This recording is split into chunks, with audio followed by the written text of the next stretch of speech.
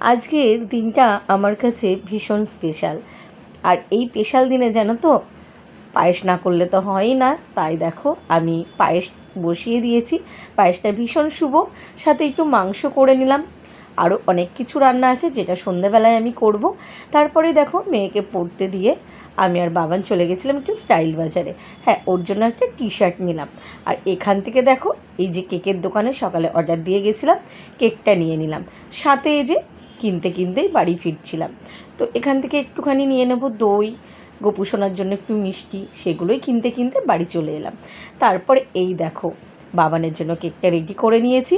মেয়েও পড়ে বাড়ি চলে এসছে, আর ওর বাবাও অফিস থেকে চলে এসছে। বাবানেরও স্কুল পড়া সবটাই হয়ে গেছে।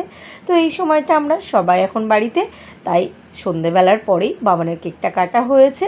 আর ভাবলাম ওকে রাতেই বার্থডে ডিনারটা দেবো। লাঞ্চটা আর দেওয়া হয়নি, কেননা বাড়িতে কেউ ছিল না। তাই সবাই মিলে যখন আমরা বাড়িতে আছি, তো রাত্রিবেলাতেই সবটা করব। তো কেকটা তো দেখলেই বাবান কেটে নিল। তো আমরা সবাই কেক খেয়ে নিলাম। তারপরে বাবানের জন্য একটু ছোট্ট করে ঘরোয়াভাবে বার্থডে সেলিব্রেশন, যেটা আমি করি আর কি ছোট্টবেলা থেকে, আমার মাও আমাদেরকে করতো, মায়ের দেখেই আর কি শেখা।